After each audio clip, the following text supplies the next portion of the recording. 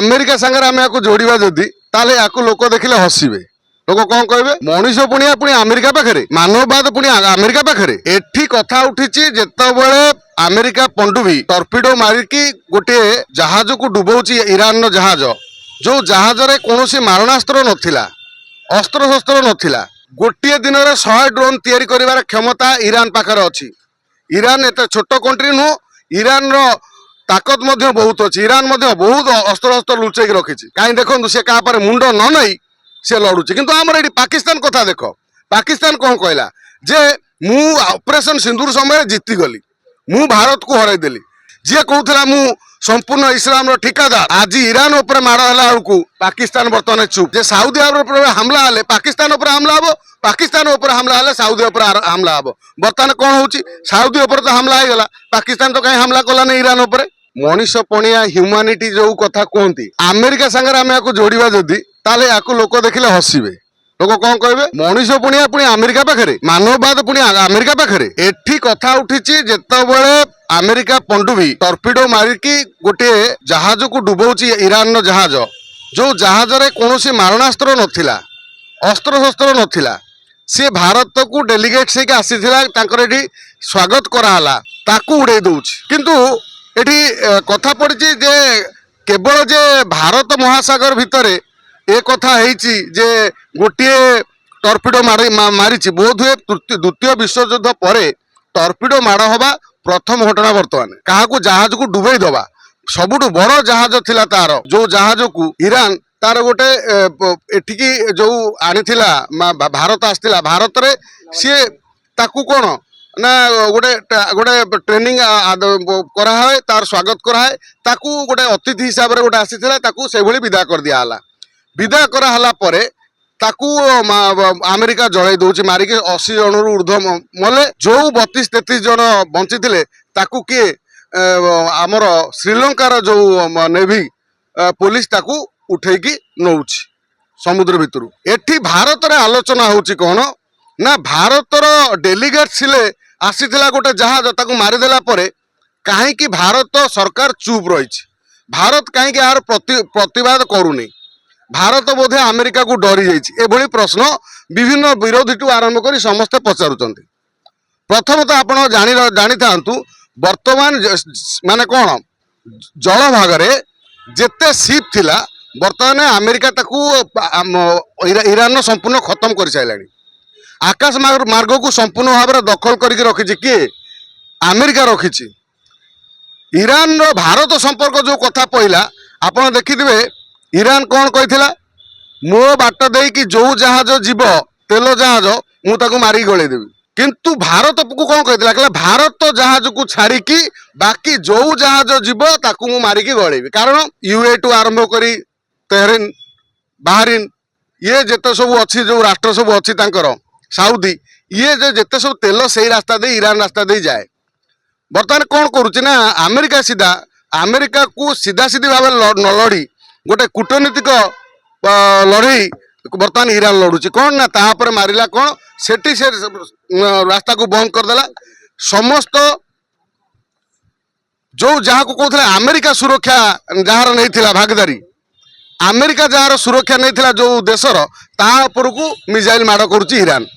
ଏପଟରେ ଆମେରିକା ତାର ପାଣି ଜାହାଜକୁ ମାରିକି ବୁଡେଇଲା ଭିତରେ ଆଇଏନଏସ୍ କୁ, ସେପଟରେ ସିଏ ତାର 5ଟା ମୁସଲିମ କଣ୍ଟ୍ରି ଉପରେ ହାମଲା କରିସାରିଲାଣି।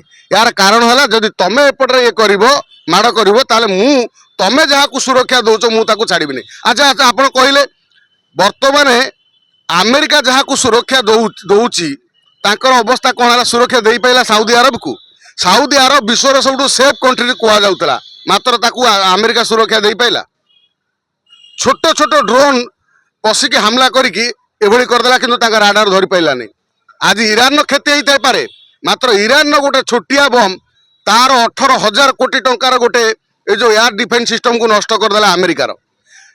ଆମେରିକା ଏମାନଙ୍କ ପାଖରେ ଡ୍ରୋନ୍ ତିଆରି କରିବାକୁ 5 ଦିନ, ଗୋଟେ ମାସରେ 5ଟା 6ଟା ତିଆରି କଲା ବେଳେ ଗୋଟିଏ ଦିନରେ 100 ଡ୍ରୋନ୍ ତିଆରି କରିବାର କ୍ଷମତା ଇରାନ ପାଖରେ ଅଛି। ଇରାନ ଏତେ ଛୋଟ କଣ୍ଟ୍ରି ନୁହଁ, ଇରାନର ତାକତ ମଧ୍ୟ ବହୁତ ଅଛି। ଇରାନ ମଧ୍ୟ ବହୁତ ଅସ୍ତ୍ରଶସ୍ତ୍ର ଲୁଚେଇକି ରଖିଛି। ଇରାନ ଦେଖ ଗୋଟେ ସ୍ୱାଭିମାନୀ ରାଷ୍ଟ୍ର ଯଦି କାହାକୁ କହିବା ତାହେଲେ ଇରାନକୁ କହିବା। କାହିଁ ଦେଖନ୍ତୁ ସେ କାହା ପରେ ମୁଣ୍ଡ ନ ନେଇ ସେ ଲଢୁଛି। କିନ୍ତୁ ଆମର ଏଠି ପାକିସ୍ତାନ କଥା ଦେଖ, ପାକିସ୍ତାନ କ'ଣ କହିଲା ଯେ ମୁଁ ଅପରେସନ ସିନ୍ଦୁର ସମୟରେ ଜିତିଗଲି, ମୁଁ ଭାରତକୁ ହରାଇଦେଲି। କାହିଁକିନା ପାକିସ୍ତାନର ଯେଉଁ ଡିଫେନ୍ସରେ ଭାରତ ପାଇଁ ସେ ଆମେରିକା ନେଇଥିଲା। ଯଦି ଆମେରିକା ଏଡ଼େ ବଡ଼ ଦେଶକୁ ବାହାରିନକୁ ବଞ୍ଚେଇ ପାରିଲା ନାହିଁ, ଇୟୋରକୁ କ'ଣ ଏ ଯେଉଁ ସାଉଦି ଆରବକୁ ବଞ୍ଚେଇ ପାଇଲା ନାହିଁ, କତରକୁ ବଞ୍ଚେଇ ପାଇଲା ନାହିଁ, ଆମେରିକା ଇଏ ପାକିସ୍ତାନକୁ ବଞ୍ଚେଇ ପାରିଥିବ? କେତେ ମିଛୁଆ ଦେଖନ୍ତୁ।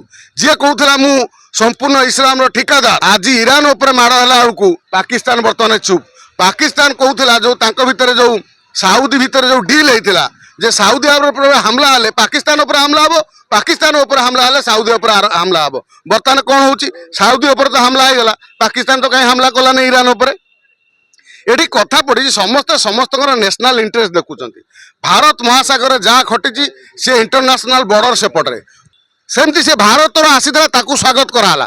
ଭାରତ ସୈନିକ ମାନେ ତାକୁ ଯେତେବେଳେ ଭାରତ ଦେଶ ସ୍ୱାଗତ କରୁଛି ସେ ସମୟରେ ଆମେରିକା ଗଣ୍ଡଗୋଳ ତାକୁ ସେଠି ମାରିଛି କି? ସେଠି ମାରିଥିଲେ ସିଧା ଭାରତକୁ ଟକ୍କର ଦେଇଥାନ୍ତା।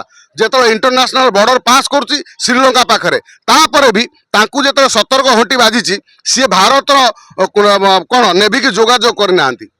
ସିଏ କୋଉ ଜାଗାରେ ଘଟିଛି ନା ଶ୍ରୀଲଙ୍କାର ରେଡିୟସ୍ ଭିତରେ ଘଟିଛି, ତାର ଜଳଭାଗରେ ଘଟିଛି। ଭାରତର ଏଠି ଦଳେ କହୁଛନ୍ତି ଇରାନ ତେଲ ଦବନି। ଭାରତ କ'ଣ ଇରାନ ପାଖରୁ କେବଳ ତେଲ କିଣୁଥିଲା?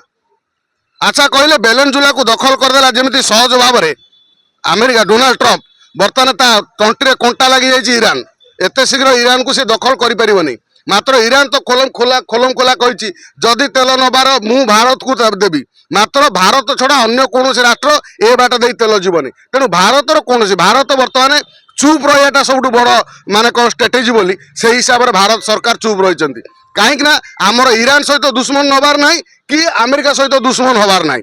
ଆମେ ଆମେରିକା ସହିତ ଦୁଶ୍ମନ ହେଲେ ଆମେରିକା ସହିତ ଲଢ଼ିବାକୁ ପଡ଼ିବ, ଇରାନ ସହିତ ଦୁଶ୍ମନ ହେଲେ ଇରାନ ସହିତ ଲଢ଼ିବାକୁ ପଡ଼ିବ। ଆଉ ଯେଉଁମାନେ କହୁଛନ୍ତି ଇରାନ ଜାହାଜକୁ ଟର୍ପିଡୋ ମାରିକି ଆମେରିକା ଗଡ଼େଇ ଧ୍ୱଂସ କରିଦେଲା ପରେ ଭାରତର କାହାର ଇରାନର ଯୁଦ୍ଧ ହେବ, ଇରାନର ବର୍ତ୍ତମାନ ମାନେ କ'ଣ ରକ୍ଷା ମନ୍ତ୍ରୀ ସିଧାସିଧି ଭାବରେ କହିଲେଣି ଯେ ଏଥିରେ ଭାରତର କୌଣସି ଭୂମିକା ନାହିଁ।